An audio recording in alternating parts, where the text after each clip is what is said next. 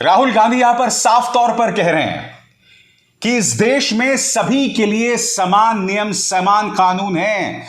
तो फिर एक गौतम अडानी जो प्रधानमंत्री नरेंद्र मोदी के इतने करीबी हैं, उनके लिए लगातार नियम कानूनों की धज्जियां क्यों उड़ाई जा रही हैं? उनसे जुड़े एक विवाद की जांच क्यों नहीं हो रही है? और जब वो जांच की बात कर रहे हैं तो वो संयुक्त संसदीय समिति यानी जेपीसी की बात कर रहे हैं। राहुल गांधी आज जिसे कहते हैं निहायत ही आक्रामक मूड में थे। राहुल गांधी ने कहा कि इस बात की जांच सेबी ने की थी और सेबी के डायरेक्टर थे ये शख्स जो आपके स्क्रीन पर हैं, यूके सिन्हा। अब जबरदस्त इत्तेफाक देखिए दोस्तों, सेबी ने अडानी ग्रुप को क्लीन चिट दे दी थी और उसके बाद यह होता है कि यूके सिन्हा साहब एनडीटीवी में डायरेक्टर बना दिए जाते हैं गौतम अडानी द्वारा। भूल जाइए कि राहुल गांधी क्या कह रहे हैं दोस्तों। मैं आपसे एक सवाल पूछना चाहता हूं, यह सीधे तौर पर कॉन्फ्लिक्ट ऑफ इंटरेस्ट है या नहीं है? वो व्यक्ति जिसने अडानी ग्रुप को क्लीन चिट दी थी शेयर घोटाले मामले में, वो एनडीटीवी का डायरेक्टर बन जाए? ऐसा दुनिया में कहां होता है? राहुल गांधी अपने प्रेस कॉन्फ्रेंस में सवाल पूछ रहे हैं कि भारत से करोड़ों नहीं अरबों रुपया दुनिया भर में घुमाया गया, वो वापस भारत में आया और फिर उस पैसे को शेयर बाजार में लगाया गया, तमाम प्रोजेक्ट्स में लगाया गया, वो प्रोजेक्ट्स जो सीधे गौतम अडानी के सुपुर्द कर दिए गए थे। राहुल गांधी ने कहा कि प्रधानमंत्री चुप क्यों हैं, क्योंकि बात तो की जाती है साख की, बात की जाती है रसूख की, भारत की अस्मिता की। आप G20 का आयोजन कर रहे हैं, क्या यहां पर भारत की अस्मिता से आड़े आ तो नहीं आ रही है? कि किस तरह से प्रधानमंत्री जो हैं पूरी तरह से एक बिजनेसमैन को लेकर उनकी नजरें इनायत हैं, एक बिजनेसमैन को लेकर वो तमाम दिशा निर्देशों की धज्जियां उड़ाने को तैयार हैं। राहुल गांधी यही सवाल उठा रहे हैं। राहुल गांधी पूछ रहे हैं कि जब भी प्रधानमंत्री नरेंद्र मोदी किसी मुश्किल में होते हैं तो वो कोई ना कोई शिगुफा छोड़ देते हैं, और यहां वो इस बात का जिक्र कर रहे थे कि अब सितंबर में एक विशेष संसदीय सत्र बुलाया गया है। क्यों? क्योंकि विपक्षी गठबंधन इंडिया की बैठक हुई है। क्यों? क्योंकि अडानी के मुद्दे पर प्रधानमंत्री सबसे ज्यादा घिर रहे हैं। राहुल गांधी ने आज प्रेस कॉन्फ्रेंस को संबोधित किया। उन्होंने बताया कि एक नहीं दो बड़े बड़े अंतर्राष्ट्रीय अखबार जिनके एक एक शब्द पर इस देश में निवेश तय होता है, वो आज प्रधानमंत्री ही नहीं, इस देश के सबसे प्रभावशाली उद्योगपति गौतम अडानी पर सवाल उठा रहे हैं। राहुल गांधी ने क्या कहा, मैं चाहूंगा आप उनके एक एक शब्द को सुने। बहुत जरूरी हो जाता है इस प्रेस कॉन्फ्रेंस की एक एक बात को हम आज सुने, और इस प्रेस कॉन्फ्रेंस के बाद मैं आपके सामने कुछ अहम जानकारियां लेकर आने वाला हूं। सुनते हैं। देखिए, G20 का समय है, अलग अलग देशों से यहां लीडर्स आ रहे हैं, और आज सुबह एक बहुत गंभीर मामला उठाया गया है। दो फाइनेंशियल न्यूज़पेपर्स में, दुनिया के जो मशहूर फाइनेंशियल न्यूज़पेपर्स हैं, ये गार्डियन न्यूज़पेपर है, इसमें साफ लिखा है जो Modi linked Adani family secretly invested in own shares, document suggest. मतलब एक परिवार जो मोदी जी के बहुत करीब है, उसने अपने शेयर में अपना पैसा इन्वेस्ट किया शेयर प्राइस को इन्फ्लेट करने के लिए। दूसरा, यहां फाइनेंशियल टाइम्स अखबार है, इसमें लिखा है hidden investors and a secret paper trail.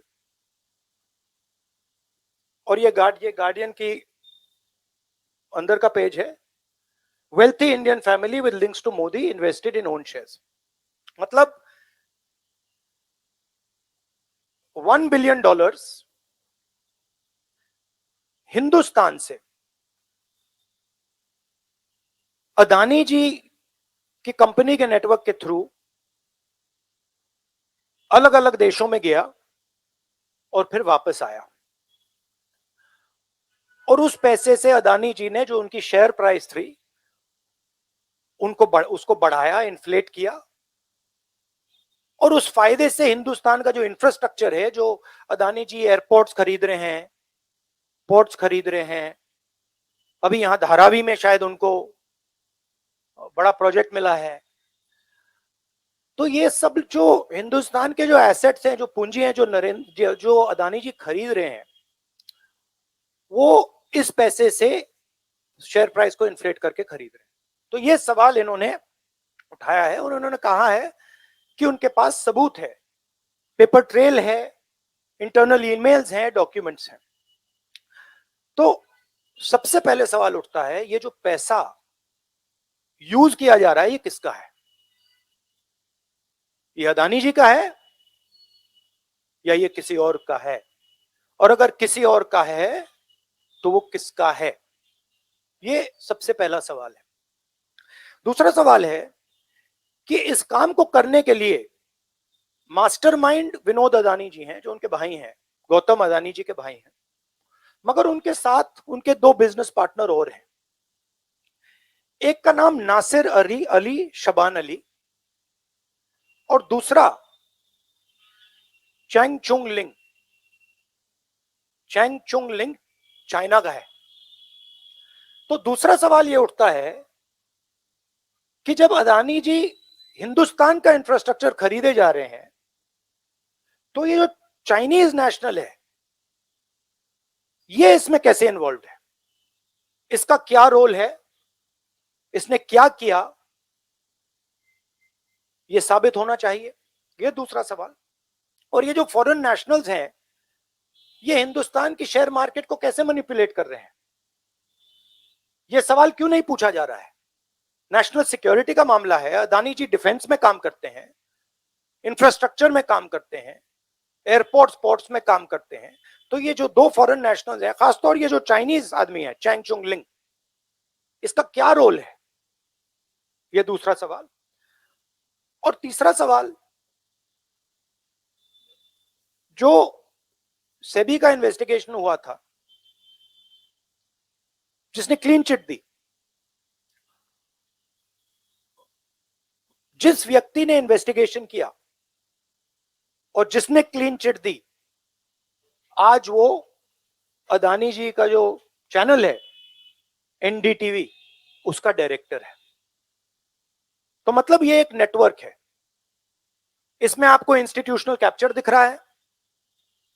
SEBI का चेयरमैन क्लीन चिट देता है और उसके एकदम बाद अदानी जी की कंपनी में डायरेक्टर बन जाता है। इंटरनेशनल मामला है, स्टॉक मार्केट को इन्फ्लेट किया जा रहा है और उस इन्फ्लेट करने के बाद उससे हिंदुस्तान के एसेट्स खरीदे जा रहे हैं। तो सवाल ये उठता है, इसके बारे में प्रधानमंत्री कुछ क्यों नहीं कर रहे हैं? शांत क्यों है? यहां पे फॉरेन न्यूज़पेपर ने साफ कहा है, wealthy Indian family with links to Modi. मतलब अखबार कह रहा है कि नरेंद्र मोदी जी का अदानी जी का रिश्ता है। सवाल उठता है, क्या रिश्ता है? और ये जो एजेंसीज हैं, सीबीआई है, ईडी है, ये अदानी जी पर रिसर्च क्यों नहीं कर रही हैं? ये अदानी जी को इंटेरोगेट क्यों नहीं कर रही हैं? ये सवाल उठता है। हिंदुस्तान का रेप्यूटेशन लाइन पे है। G20 हो रहा है, हम कहते हैं कि यहां पे लेवल प्लेइंग फील्ड है, हिंदुस्तान ट्रांसपेरेंट है, यहां पे भ्रष्टाचार नहीं है। और उन सबके सामने जब वो यहां आ रहे हैं, उनके सामने ये उदाहरण है। $1 बिलियन यहां से जा रहा है, स्टॉक प्राइस इन्फ्लेट की जा रही है, इंफ्रास्ट्रक्चर और एसेट्स खरीदे जा रहे हैं। जिसने इन्वेस्टिगेशन किया उसको अदानी जी ने मतलब अपनी कंपनी में नौकरी दे दी। तो ये हिंदुस्तान की इमेज को डैमेज कर रहा है और इसीलिए प्रधानमंत्री को एकदम एक्शन लेना चाहिए और कहना चाहिए कि हां, हम जेपीसी लागू करेंगे, जेपीसी इसको इन्वेस्टिगेट करेगी और फुल स्केल इन्वेस्टिगेशन होगा Adani ji. I mean, what is amazing to me is that the gentleman who has done the investigation, right, he is today an employee of Mr. Adani. What does that tell you about the nature of investigation that the gentleman did? Right. So it is pretty clear that no investigation took place, and the only reason no investigation took place is because the Prime Minister didn't want an investigation to take place. Mr. Adani cannot stop an investigation. The Prime Minister can. With regards to the India alliance, this is a national issue. This is not an issue of any one party. This is a national issue. This is an issue that affects India's reputation, right? Especially because now there is the G20 taking place, and India's reputation and the Prime Minister's reputation is on the line. There are 20 guests coming, and right in front of them, two of the biggest financial dailies in the world have said that the Prime Minister is involved with Mr. Adani. नहीं, issue एक ही है. Issue ये है कि आज हिंदुस्तान में कोई level playing field नहीं है. अदानी जी हैं, वो हिंदुस्तान के कोई भी एसेट को खरीद सकते हैं, चाहे वो धारावी हो, मुंबई एयरपोर्ट हो, सीमेंट कंपनी हो, डिफेंस कंपनी हो. मैंने अपने भाषण में कहा था प्रधानमंत्री फॉरेन टूर पे जाते हैं, अदानी जी उनके साथ जाते थे, उसके एकदम बाद उनको अदानी जी को बड़े बड़े कॉन्ट्रैक्ट्स मिल जाते हैं. तो सवाल लेवल प्लेइंग फील्ड का है. सिर्फ एक व्यक्ति को प्रधानमंत्री इस प्रकार से क्यों प्रोटेक्ट कर रहे हैं, और एक व्यक्ति हिंदुस्तान के सब एसेट खरीद रहा है, और क्लियरली उस व्यक्ति ने कुछ गलत तो किया है. $1 बिलियन यहां से गए हैं, किसका पैसा है?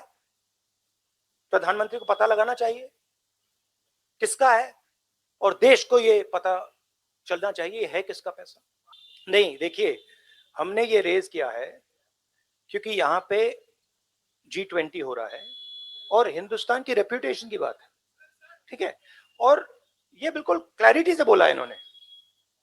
ये कह रहे हैं कि इनके पास डॉक्यूमेंट्स हैं, इनके पास ईमेल्स हैं, $1 बिलियन यहां से गया है और वापस आया है, उसके माध्यम से शेयर प्राइस बढ़ाई गई है, और उस शेयर प्राइस के बढ़ाने से हिंदुस्तान के एसेट्स खरीदे गए. तो मैं तो इसको रोज उठा रहा हूं, जब भी चांस मिलता है मैं इसको उठाता हूं, और हम उठाते जाएंगे. May be I think it's indicator of a little panic, same type of panic that happened when I spoke in Parliament House, panic that suddenly made them revoke my Parliament membership. So I think it is panic because these matters are very close to the Prime Minister, and whenever you touch the Adani matter, the Prime Minister gets very uncomfortable and very nervous. I don't think there's any difference in opinion. We are very clear. A JPC should be called, and this matter needs to be investigated. This is a matter of India's reputation, India's global reputation. It should be investigated. देखिए, मैं दोहरा रहा हूं कि ये हिंदुस्तान के reputation का मामला है, ठीक है. हमारे सामने G20 है, यहाँ पे दुनिया के लीडर्स आ रहे हैं, और यहाँ पे प्रधानमंत्री पे डायरेक्टली सवाल उठाया गया है. And prime minister should come clean. Prime minister should say yes, I announce a JPC, I announce an investigation into Mr. Adani, I announce an investigation into this क्या नाम है उसका चाइनीज वाले का, Chang Chung Ling. I announce an investigation into this Chang Chung Ling man and also into this Nasser Ali Shaban Ali man, right? So this is the duty of the Prime Minister.